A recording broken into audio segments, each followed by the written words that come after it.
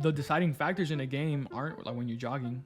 Right. Like even though like if we look at the stats, That's true. Like That's a good point. You know what I'm saying? Like if we look at the stats of a game, I think only like, I was just looking at this, but it's less than 10% of like the total distance you cover. It's less than 10% of the fast movements, which is not a lot. But those are the deciding factors of a game. Mm-hmm. It's a breakaway. The fast player who's going to sprint, what is it, like 40, like 50 yards. He scores a goal off a counterattack. Boom, right? And that lasted maybe, 5 seconds, right? Yeah. Those 5 seconds are the deciding factor of a game. Yeah. No, that's really good. I have not actually thought about it in that way, but it is true. I mean, obviously, we know you don't play the game at a jogging pace when you have the ball. Mm-hmm. You know, like the game is a rhythm. It's a change of tempo. Mm-hmm. But to think about it in that way, where you have to be at top speed to do anything that is game changing, Mm-hmm. I think that puts things in perspective. Yeah. And shows you like why it is so important, because that's the edge. It's like you can play the game, but what's your final product? If your final product isn't like quality, Mm-hmm. then you're never going to be viewed as a quality player, a top level player. You have to be able to do it under pressure at top speed, you know? Mm-hmm. So yeah, exposing them more to that Yes. is like, that's what you're saying. It's like so important. Well, if it wasn't 3 o'clock, maybe we would have a beer right now. Dude, I was thinking about it. I was like, dude, like, should I grab? Like, nah, dude, I want to get a run in later and stuff. And I'm just, but hey, next time, Got man. things to do. Got Yeah, things yeah, to do. that's Got right. things to do. That's right, man. Well, welcome back, everybody. This is episode 33 of the Footy Pod. I keep saying welcome back because we keep having these hiatuses, you know? Yeah. It is actually like, I think a couple months since we did episode 32. I'll blame Evan for it. He's been holding out on me. His schedule has not been coordinating up with ours very well. So we haven't been able to record many lately, but hopefully we're coming back better. Because that's what we're trying to be, is just better all the time. Just better. I know you know a thing or two about getting better. This is Abraham Armas with Armas Strength and Conditioning. Yes, sir, right here, man. Yup. Boom. Got to look at the camera. You Yes, see sir. that? Yes, sir. Yeah, right here, guys. That's it. Ooh, yeah.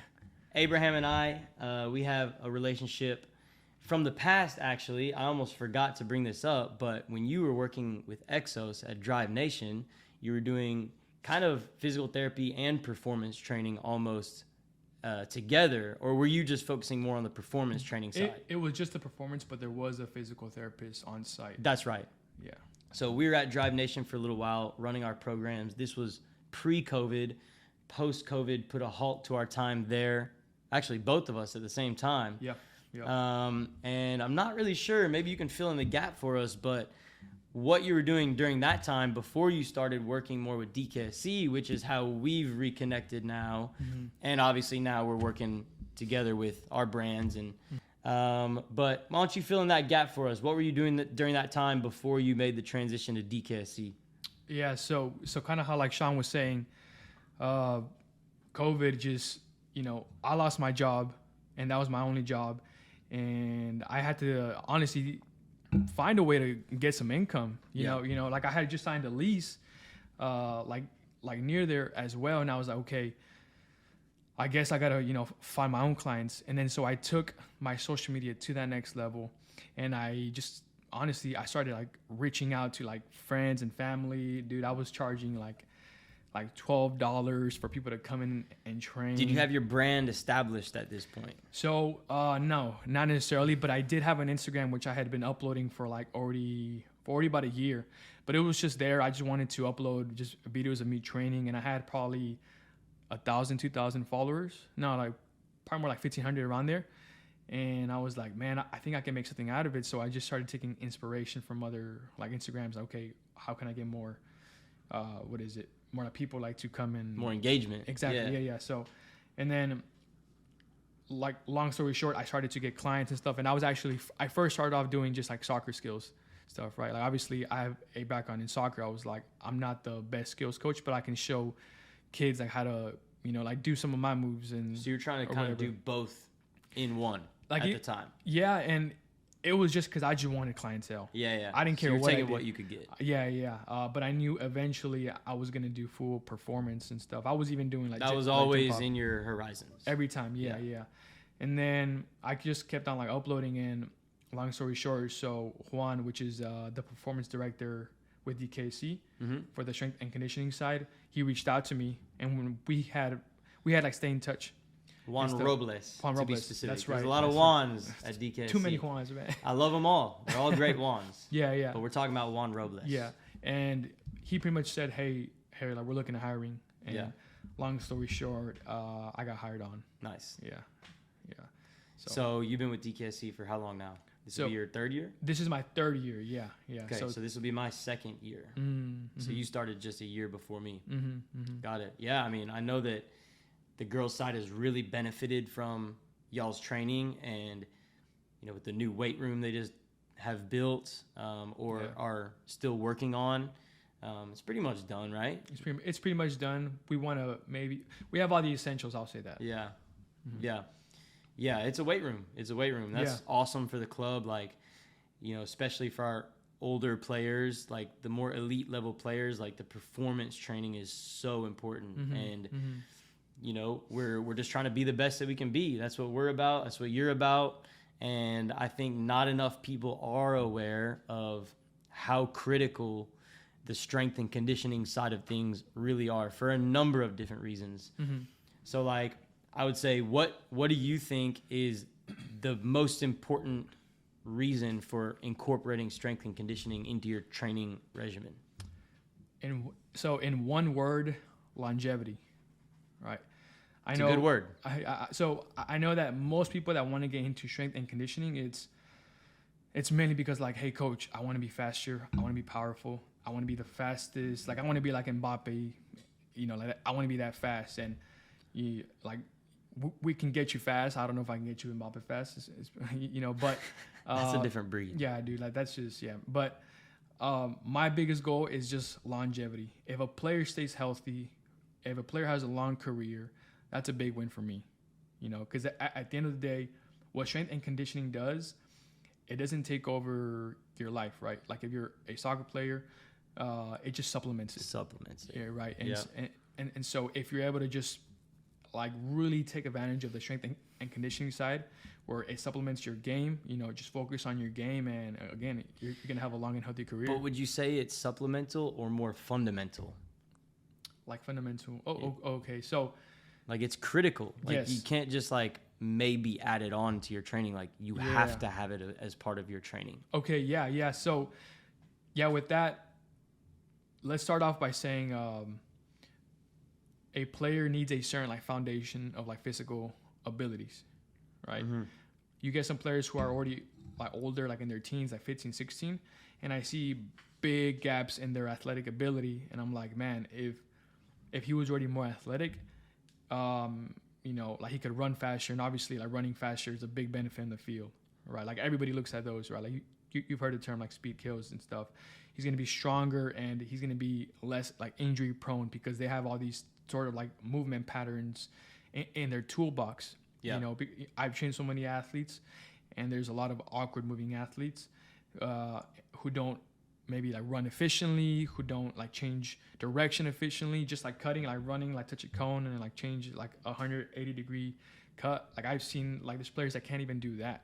I'm like, man, like imagine if you knew how to do that simple thing, very simple thing, like how much faster like you could get to that ball. Because at the end of the day, everybody wants that first step, and whoever gets to the ball first will essentially wins that first battle, right?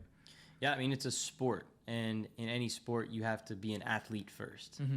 And I think that's the main thing is like, in this country, we either have athletes only in soccer, and maybe they're not like, they cannot move specifically to the game, but they get by with it with their just pure athleticism. And then we have other players who only play.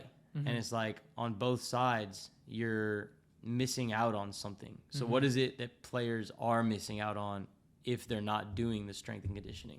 Yeah. With one, again, going back to that longevity and the body being resilient, right? If we can increase the capacity for what the player can withstand, right, it's going to make everything else easier. Them like running for the ball, them being able to, like just like go like 1v1 up against one player, like two players, right? Again, if we increase the ceiling, right, the player's able to do so many other things, right? So, but I would say a missing thing is just, again, that like injury prevention side, right? Like, let's start off with just strength training. Like, if we had like buckets, that would be the bucket that's filled like the least, and the players need to get that filled up again because of that capacity builds. And then next to that is, okay, we have the capacity. How can we transfer it over? How can we make it more specific? That's where jumping, so that's where jumping really plays a big role. Jumping in all these sort of directions, like for me, man, like for really any human, jumping is the best thing that a person can do. Yeah. Right. You kind of think of, like what did we do as kids? Go on the playground, like jump off of like 10 feet. God knows why. You gotta land, push off. Yeah. But like doing that, like that's what builds, a resilient, like so. But that, and then also doing like speed workouts as well, right? And a speed workout, again, yes, to get faster, but also to get exposure. We never want a player to be undertrained. We've heard of players being overtrained a lot, but what we don't talk about is a player being undertrained and underprepared, right? So again, if we do the strength and conditioning side, again, that's making you like 1% better, right? And if you're a serious player, why wouldn't you utilize whatever tools you have to make you 1% better, 2% better, like whatever, with like everything? You know what I'm saying? Like you want to increase everything that you can to get to that next level. Of course, you got to have all the tools in the toolbox. Exactly, for sure. And it's like that's something that is not recognized as much. Of course, the strength and conditioning can help improve performance, but I don't think a lot of people actually realize how important it is for injury prevention to protect their body from injury. That's something that I had to learn the hard way, like the really hard way. Like I grew up, I never really had injuries, but in high school, like I committed to soccer. I played all the sports, I committed to soccer later on, so I didn't have the like technical development that I could have had at that age if I had spent that time only playing soccer, only training soccer. And so my body wasn't necessarily used to that because it had never been worked to that level. And I go through high school and never really had any issues.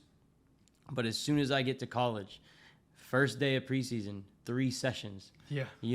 3 sessions. I get there and my body's just like, whoa, like overloaded, and immediately pull a hamstring.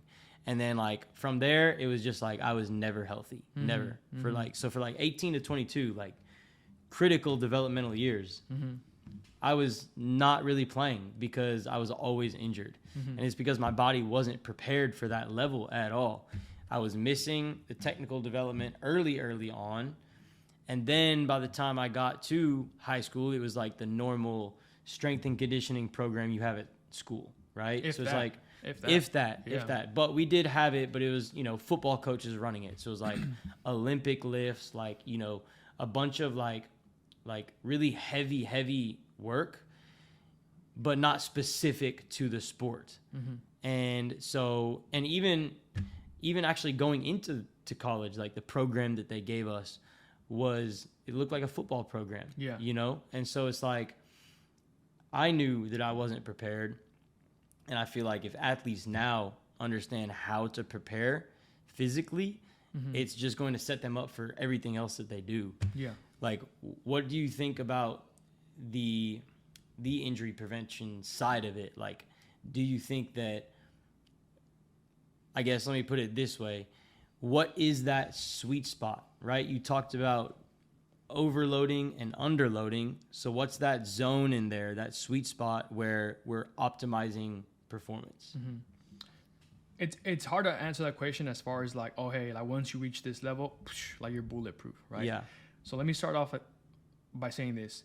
If you're a player and can, like if you go on Google and type strength standards, for example, like for us, right? So like strength standard for a male, right? So we go on Google, you type your age, like your height, like your weight, et cetera, and then you put in how much you're able to do in the squat, and then it says, okay, like based on this number of squat for your 1 rep max, you're like an average like individual for an athlete or whatever the case is. And then there's also numbers where it's like, are you below average? Are you poor? Are you above average, or are you excellent? Right? And a lot of soccer players you'll find are poor or below average. If you can at least get in the middle, I think like you're at a very good place.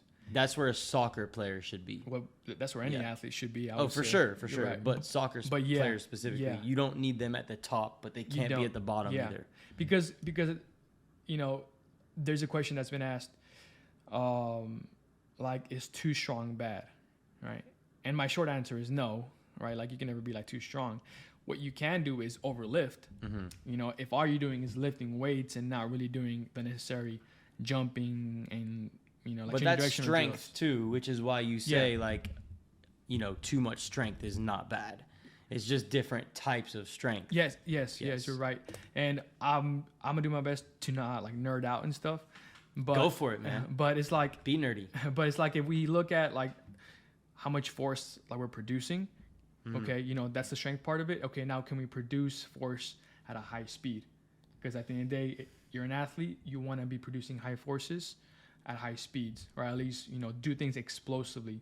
And that's where things like Olympic lifting may come into play. That's where like weighted jumping, like plyometric, step jumps, you know, just like all these like sorts of things, right? And there's another word for that, like plyometrics, which is that's dynamic strength. You know, I think that's the word I'm looking for. But again, you're doing all this lifting. Now let's make sure it carries over, right? Make sure that you're doing the athletic movements so your body recognizes, oh, hey, he still wants us to be athletic. So we need to be able, like our tendons, need to be able to load and explode fast and stuff, you know? So it's just bridging that gap from the gym to the field. Oh, yeah. Yeah. No, that's great. I think that like just understanding that will help players understand how they need to train a lot better.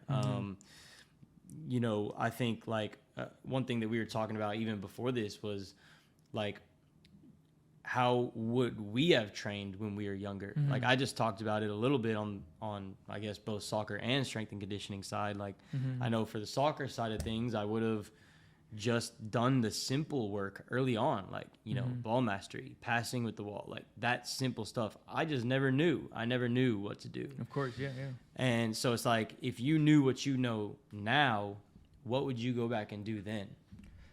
Yeah, my biggest thing was overtraining and obviously not training right. Yeah. I mean, I remember I looked up the Cristiano Ronaldo program, all right, and I did it, and it was how to get 8-pack abs, like everything, dude. Like it was like how to get like Cristiano Ronaldo body. It was body, not performance. It was they how come to get with his body. face too. Yeah, shit, right, and height, right? Yeah. And the tan. Yeah, and the tan, man. But and it was off of the bodybuilding.com website. Me as a like 17-year-old, I didn't know anything. I was like, hey, this is, you know, like I knew it wasn't him, but I was like, hey, these are the professionals. They must know what they're doing. And I remember some of the stuff. It was like 30 box jumps at a time, which like going back to it, I'm like, man, that's just overloading for endurance. Soccer players already do way too much endurance. We need to prioritize more of the power stuff, right? So a big thing that players don't get is, what aren't you getting on the field? You're already doing a lot of endurance stuff. Now let's maximize more of the anaerobic, which is like, again, like the like fast stuff. Gotcha. You know what I mean? But explosiveness. Yeah. And that's one thing I would do. Like, you know what I'm saying? Like, first of all, I would do more jumping, more explosive movements at a lower rep range. There's no need like for us to go like for endurance. So how would you modify that? Like, instead of just 30 straight box jumps, what would you do instead? So let's say it was like 3 sets of like 30 box jumps in one session for just that exercise, all right? Or how about this? If that was the only exercise of jumping, I may do, I don't know, like 4 sets of 4 reps, right? With like good rest like in between, because the rest is going to maximize that power production. It's going to, and then so that's going to ensure that we get those adaptations. it's going to tell the body, hey, like over the long run, this is what he wants us to do. He wants us to be explosive, right? And while you do that, you increase your like jumping ceiling as well, right? So now all these other smaller jumps, all these other more endurance jumps, they're actually going to benefit from you doing these lower reps, because again, you increase that capacity. Right. You know what I mean? I'll put it to you this way right here. Let's say, and let's see if I can word this right. Let's say a fast player runs, and I'm just going to throw out a big random number. Nobody's this fast. 30 miles an hour, right? No players are like this fast. It's like a cheetah. Yeah, exactly, right. And then you have cheetahs run like 60, right? I don't know what they run. It's like a deer. It's like 70, no? Like It's like 70. That's fast. Yeah. It's like a bear. Bears run 30 miles an hour. Bears are fast. They have a lot of endurance, and they're big, dude. I don't want to mess with a bear. Dude, but so a player that runs 30 miles an hour compared to a player that runs 20 miles an hour, right? Let's say that like you test them like in a way, just like trying to get their performance, and each player needs to run it 10 times. Who do you think is going to be able to maintain? Oh, sorry, actually here, and their goal is to run it at let's say 18 miles an hour, right? Like 10 times, and then you hit that mark exactly. Do you think the guy that his top speed is 20 miles an hour is going to be able to sustain that in comparison to the guy who runs whose capacity, it's only like 66% of his capacity. Of his capacity, yeah. So do you see what I mean? So, and that's kind of how I like to think of it as well, with the strength and with the, you know what I'm saying, like the jumping, right? Like all that stuff. If your ceiling is higher, the lower intensity stuff, which may be the ceiling of other players, that's going to be so easy. Yeah, you know, and that's one of the most important performance metrics for a soccer player too, is like repeated sprint ability. Like how many times you can just repeat your same top speed again and again with minimal rest, because that's the game. It's like you sprint, then you rest. You sprint, then you rest. There are obviously times where you're jogging, you're moving at a lower tempo. Yeah. But you have to be able to go and go and go, and you don't always have the time to be able to fully recover, but you have to be able to maintain that tempo. Which, like, the deciding factors in a game aren't like when you're jogging.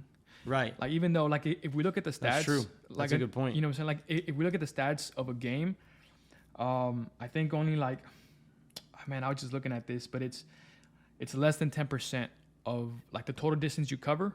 It's less than 10% of the fast movements, which is not a lot. But those are the deciding factors of a game. It's a breakaway. The fast player who's going to sprint, what is it, like 40, like 50 yards? He scores a goal off a counterattack. Boom, right? And that lasted maybe, 5 seconds, right? Yeah. Those 5 seconds are the deciding factor of a game. Yeah. No, that's really good. I have not actually thought about it in that way, but it is true. I mean, obviously we know you don't play the game at a jogging pace when you have the ball, you know, like the game is a rhythm. It's a change of tempo. But to think about it in that way, where you have to be at top speed to do anything that is game changing, I think that puts things in perspective. Yeah. And shows you like why it is so important, because that's the edge. It's like you can play the game, but what's your final product? If your final product isn't like quality, then you're never going to be viewed as a quality player, a top level player. You have to be able to do it under pressure at top speed, you know? So yeah, exposing them more to that is like, that's what you're saying. It's like so important. Yes. Yeah.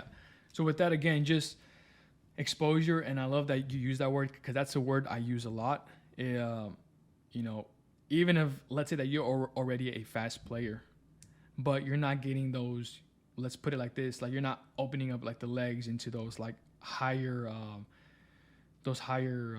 speed like distances, like 40 meters, like 30 meters, right? Like if you're not exposing yourself to that enough, well, now you're not prepared for it. And if the match or if a game demands that of you, if that sounds right. I think that's right. Yeah, I don't know. Yeah, dude, I don't know English. Then, like if the body's not ready for that, you're probably going to pull a hamstring or something, right? Or at least like your risk is higher. So exposing the players to what they're going to see on the field is super important, right? And just again, like starting with that, if the player has exposure, the player is prepared. And if the player is prepared, well, you're prepared to win and succeed, right? Yeah, absolutely. So what do you see like are some common mistakes of players that are starting to introduce strength and conditioning into their routine, into their programs? And on top of that too, when do you start to introduce that? Let me say this first. You can start strength training as old as like 6 years old. Yeah. But it's going to look completely different than someone who's 16. For somebody, for example, like the youngest athletes I train right now are 7 years old. All right. And I know people hearing this are like, what the heck? Like, it's going to stunt their growth and stuff. Like, well, hold up, man. Yeah. Let me talk first, With them, it's just the exposure. I like to think of my sessions with those kids as a playground. Build that athleticism like the way that we built it as kids, with all the jumping and stuff. And the only strength training we do is body weight, holds, planks, and it's very simple, right? And I make it fun. Like we do duck walks, we do crab walks. So they're getting strength work and they don't even know it. It's just about coordination and body control at that point. A lot of it, for that age, yes. And so again, you can start as early, like there really is like no start. Like if the player's mature enough, then boom. Once, like as far as like lifting weights, again, when they're mature, typically I find maybe around 11, 12, more of the 12, like 13, like that's when I see a players that are more mature and is able to do finally stuff with weights and stuff like that. I see a lot of 11, 12-year-olds that are pretty small, man.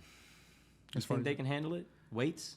Oh, and that's why it's going to vary. You know what I'm saying? Yeah. So it's always case by case. It's always case by case and stuff. Because I've seen some small players, but who can like deadlift a kettlebell with perfect technique. And I'm like, okay, like let's do it. Right. But with them, I probably wouldn't give them dumbbells for bench press. We would just do push-ups. You know what I'm saying? Like that. Like there's ways like to do it. With them, I would do chin-ups. So by weights, you still technically mean body weight as well. Yeah. Just like strength training is the word. Yeah. Strength training is going to look different. Right. You know what I'm saying? And obviously, if they're in high school, they still need to be strong in body weight. But now we're going to start introducing these more compound lifts. One, like because they're probably going to be doing it at the higher level. Or no, they are going to be doing it at the higher level and stuff. So they need to know how to do it. So I'm going to teach them how to do it and do it right. And then, of course, now we're starting to increase that ceiling like we talked about. Right. And going to the mistakes is that players, they get influenced from like bodybuilding. Right. And I think bodybuilding is like, I thank the bodybuilding world because it has brought so many players into like lifting weights. But then where I don't thank them is the fact that now they're lifting like bodybuilders and now they're not training like athletes. All right. And I think that's where people get mistaken by, hey, like if you lift weights, you're going to become stiff and you're not going to move as fast. I'm like, okay, if you train like a bodybuilder, that's probably that probably is going to happen, and now you're over because like bodybuilding is a lot of volume, right? Like 4x10 sets or 4 sets of 10 reps, which is not ideal for a player. My biggest thing is like if we go into the gym, why not let's do the least amount of work with the biggest gain. So now you can really focus, what I'm saying, with soccer. Because for me, if you're a soccer player, you need to be training a lot. Yeah. If you want to be at a high level. Because it's such a technical sport. Dude, it's so technical, right? And like this is coming from someone whose job is to increase performance. Right. And I tell players sometimes, like, dude, like you're lifting too much. Like, go play soccer. Yeah. So as far as like actual weights, it's going to be case by case as well. But for the most part, depending on what their body can handle. Can handle and their maturity and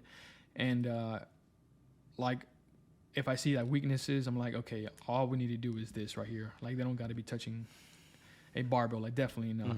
Just like small things like that. So when they start taking that step, what are some of the most common weaknesses or mistakes that you see in them? A weak core. Yeah. I'm saying like you always hear that. And then players go in and do crunches, which there's nothing wrong with crunches. It's let's first do more like planks, like things that are like stabilizing like the whole trunk of the body. That's why we do planks, because it stabilizes what the body, you know what I'm saying? Like the trunk, that's what holds the limbs. You want the limbs to be explosive fast, right? I'm saying like if your legs are so fast, but the trunk can't hold it, then you're leaking a lot of power and you're not utilizing everything, right? Just start off with that. Yeah. That makes sense. Yeah. And again, what was the question, dude? What are the mistakes that just they make when they start to hit the weight room, right? Like whenever they're transitioning from just being able to control their body and handle body weight and strength training to then like actually stepping in the weight room. Like my team works with you, my U17 ECNL boys, and they were in the weight room with you for the entire month of June. For many of them, that's the first time they've ever been in a weight room, you know? So like what, I guess just from them, like what are some major things that stuck out to you? Like common errors, like, you know, inconsistencies in like technique and things like that.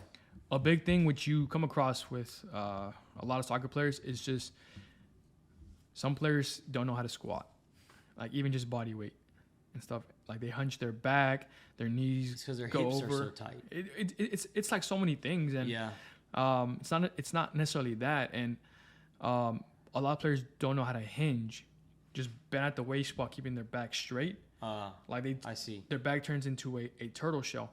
And then so whenever we started like the first week or the first like session, I told them, hey, today look at it as an investment, just learning the technique, so then we can go at it hard later, because we have like the whole month. And like they respected that, and they're like, okay, like bet.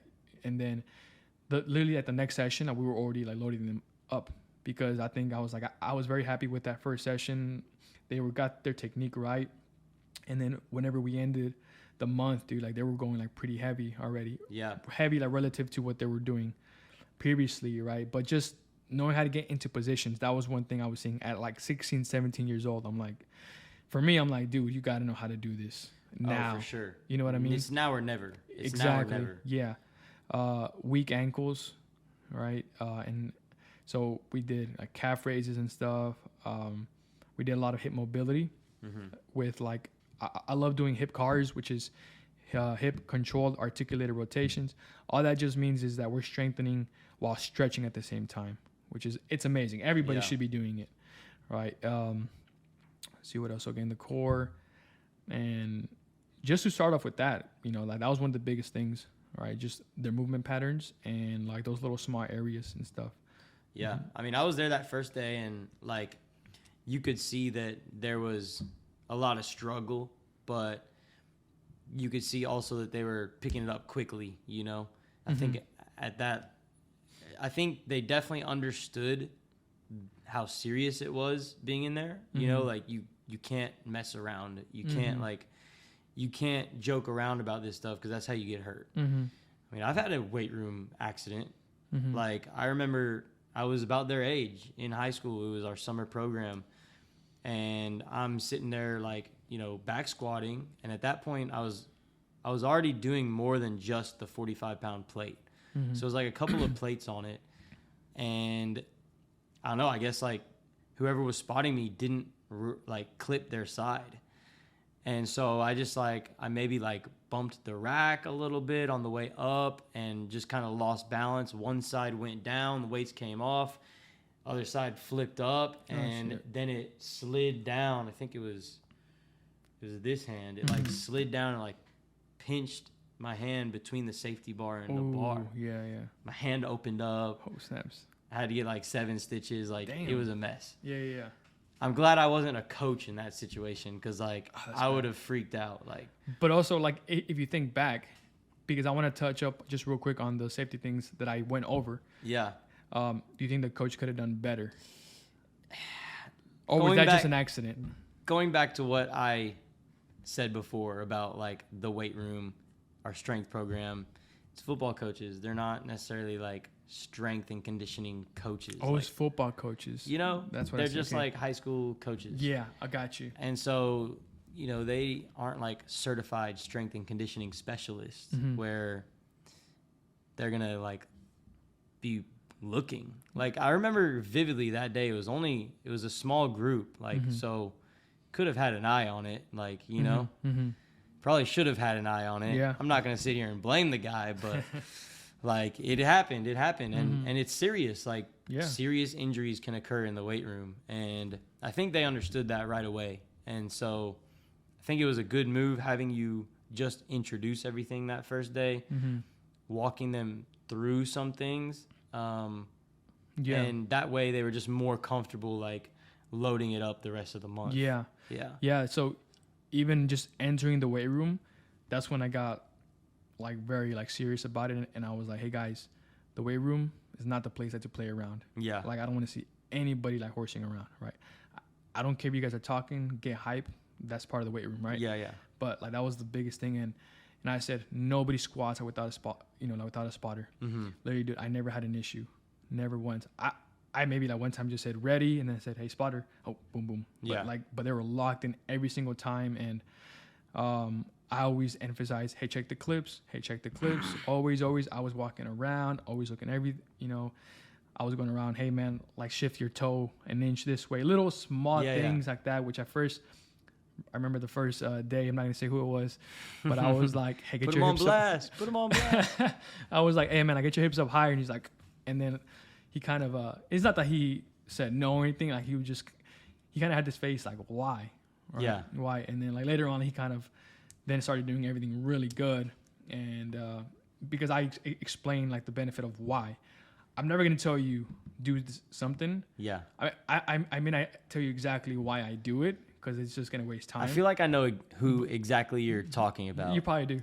And that's it. Like they're going to question you. Yeah. And I don't mind that. Yeah. But once you get the answer, you better listen. Yeah. You know? And he did. Yeah. Right? Because again, I think like sometimes they're so used to these like just like dictator like figures like telling them what to do, and like with kids, a lot of things are like, man, like I hear all these things, but I don't know why I'm doing it. You tell them why, and then you show them that you care about them. You know what I'm saying? Like you care about their development. Mega buy-in. 100%. And they want to do the work now. Yeah. You know. Absolutely. And I think, like, just speaking on this group, they see how invested we are into them. Oh yeah. Like, it's nice to have you a part of our staff, basically. Mm-hmm. Just having another voice to influence them in a positive way, because obviously they hear mine all the time. So like we definitely want to have the same message or even a complimentary message being shared from other people to build that culture. And I think like we got a good group. We've made some solid changes in the group to bring in a little bit more of just what we were missing last season and building up that championship culture. I think they're about to go crazy this year, man. And it's going to be largely in part due to their physical fitness level. Like, part of their June training routine was obviously training with me twice a week, doing the individual training. And a lot of them have never had the type of training that I do. Maybe they've, had some other individual training. Some players maybe have not had individual training at all. So there's same thing, like inconsistencies, things that I needed to clean up with them that I've noticed throughout the year, but just don't have time for in just regular team sessions. And, so the first day was a little bit of a learning curve, but after that, it was like we went hard every day and they like really pushed each other. And we would play pickup on Saturdays. First session, I think it was, just starting off really like lackadaisical, where it was like no one was defending, we weren't pressing, we weren't competing. It was just, we were just playing. And that's not beneficial to us. Like I made it clear that was part of our training regimen. The next week was very competitive. I played with them every week, and I wouldn't let it not be competitive. I was, especially anyone that was on my team, like making sure they were matching up, they were following their man, they were, moving off the ball when we had it, like finding space, rotating positions. Like it was intense. It was like a game. And then we get to week 3, week 4, and week 4, they're at their prime, man, because they've just had a whole month of it. They're feeling a little sore. Like that last technical session that we had on that Thursday before your last strength session, they were all like feeling it, man. Like they could not get through the session. It was tough. Yeah. And by Saturday, it's like they were done, but they had that one last session in them before their break. And the first 45 minutes were a little bit lazy, but we had an extra, like we were usually going an hour. We ended up going an hour and a half that day. So we stopped it at about 45 minutes. and basically just reset. You know, we went back out there for another 45. The second 45, after I demanded more like work on the defensive side of the ball, was way better. And so my message to them afterwards was, guys, we just played 90 minutes. We just played a game. We played a full game right now. What was better, the first half of the game or the second half of the game? The first 45 before we took a break, or the second 45?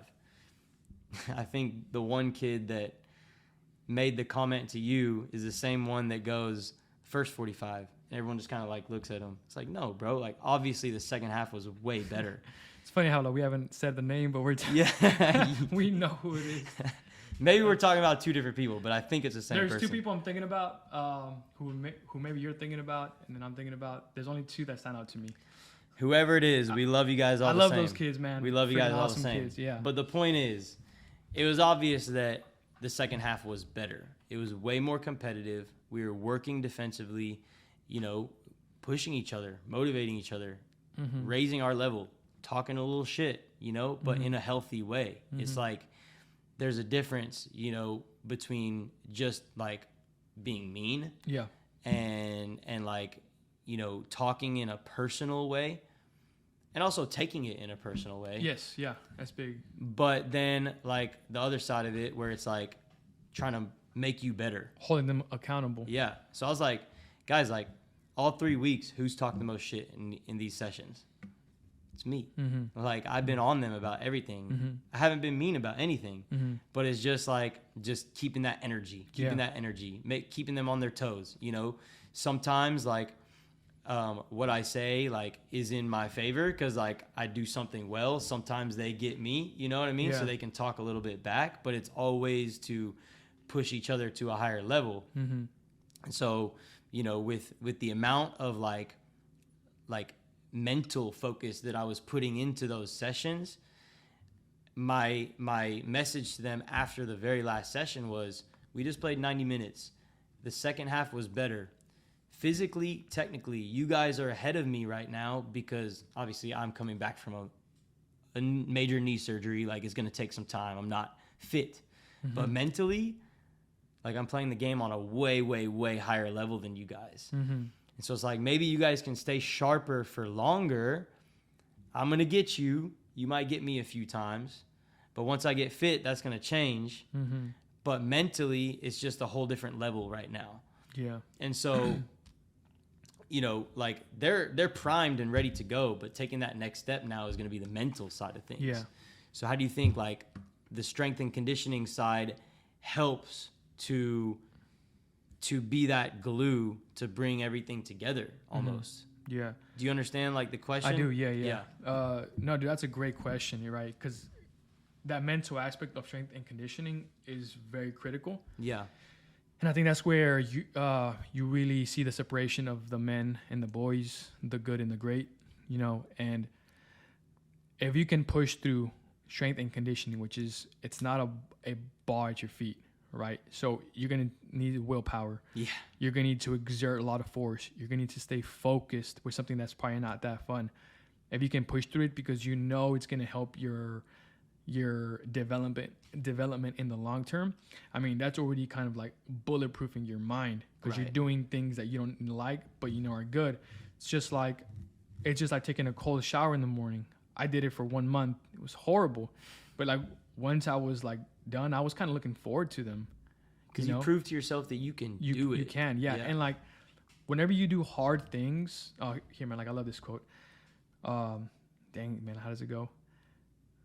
I forget the quote, but it's something around the lines like doing hard stuff now so it's easier later. Yeah. You know, instead of like the other way around.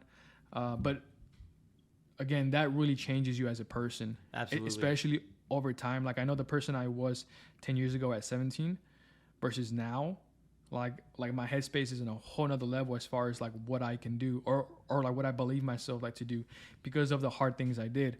So like what players can take from strength and conditioning that makes them tougher on the, you know, like on the field. You know, they're gonna just feel more confident in themselves because they know they can really challenge themselves and and do the shit that the other players aren't doing. Yeah. You know, and like even if that boosts like their ego a little bit, right? Like I would rather have my player a little bit egotistical than like low self-esteem. You have to be. Right. But also being able to like humble yourself when needed Of course. to learn and stuff. So I mean, that's the answer I was looking for, man. Like that's it right there. It's like success is developed through struggle. Yes. That's it. It's through struggle. So like the more that we can put ourselves in that environment where we're just having to like battle ourselves more than anything, then the more prepared we're going to be when we actually have an opponent in front of us. And, you know, I think that's the biggest thing. A lot of people are afraid to challenge themselves. You know, with the cold shower thing, like I used to do that too. And it's terrible. It's horrible. It's not fun at all. Like I never enjoyed it, but it's like I did it and like I knew that I could do it. And, you know, and even just going back to like our pickup games that we were having, I wanted them to defend. Like I wanted them to match up and stay with their man and put pressure on the ball at all times. And if they just like think that they can't do it because they're tired, then that's the same energy that they're going to bring to every practice and every game. You can do it. Your body's going to do it, but you have to have the mental strength to get you through it, to have the right response in the exact right moment that you need to have it. The mental always gives up first before the physical. Yes. The body can keep going. Right. And like I know I've told them that whenever we were doing fitness to like one of the groups, where it was like, hey, keep pushing yourself. And I see their faces. I see them just like wanting to just like I hate you, coach. Yeah. But I talk to them, I'm like, look, like this is what's gonna really build you. Yeah. Because you're doing something that's so tough, but it's like literally like 5 minutes ago, that's when you wanted to quit, but you literally lasted another 5 minutes. So like how does that feel? Like how does that make you feel inside? And it's accomplished. Like, it feels so good because you're like, holy crap, I wanted to give up 5 minutes ago, but I literally went at it for another 5 minutes. If not, I went harder. Yeah. Right. And it's like the body can do amazing things, right? Now it's just that like mental training, you know, now it's that mental training that's the tough part that you got to keep on training through these tougher environments. Because like, you know, like once you get at that very high level, like at the pro level, you know, those guys like mindset is in a whole nother plane, you know. Even just looking at the difference between ECNL, RL, and for the girls side, like FDL and then like classic and stuff, I see a trend. All these ECNL girls, or at least a lot of them, they're just so confident in themselves. You know, like they have of course, all the necessary attributes to be at ECNL. Right. And then I've gotten some FDL players who have also those same technical qualities, but their mindset, their self-esteem, it's not there. And I'm like, that's a good point. Yeah. And I'm like, holy crap. Like if we are to just like increase your self-esteem, that like those are mental battles, you could be at a whole nother level, but they're scared of it. A lot of players are scared of it. And the ones that do want to do it, well, it's unfortunate that they have to start, I guess, like behind a little bit. But that doesn't mean that you can't build it. Just keep on doing the hard things, and eventually they're going to get there as well, you know? Man, that was good. I feel like that's a good place to stop right there. That's we awesome, could go on forever, bro, but like I appreciate, you know, your time and you coming on. We're definitely going to be working together a lot more, Footy and Armas, but then also with our teams, my team with DKSC. But man, we're definitely going to have a follow-up to this, because I feel like we're just only scratching the surface on really what like performance training as a whole is. You know, we haven't even talked about like, I mean, even going into the specific types of strength and conditioning, but then other things that affect performance, like the mental side, the nutritional side, like the loading side as well, like undertraining, overtraining. Dude, so much to it. So much to it. But man, I feel like that's a good stopping place for now. I appreciate your time, man. We'll definitely have to do it again. Let's go, man. Yeah, man. It's been fun, dude. And bro, I gotta say, man, like just like before I end, this has definitely been the funnest podcast I've done, because it's just been soccer and strength and conditioning. And dude, I can talk about this all day. Just like you said, Riley, bro. Like we literally could be here for 10 hours, man. Yeah, so, absolutely. So, yeah, man. But yeah, hey, appreciate the love. Definitely gonna have to follow up on that sometime soon. This was episode 33. Make sure you share it to all your people That's all we really care about. Just trying to spread the message, just trying to do good in this world. That's all we want to do. That's all we want to do. So until next time, peace.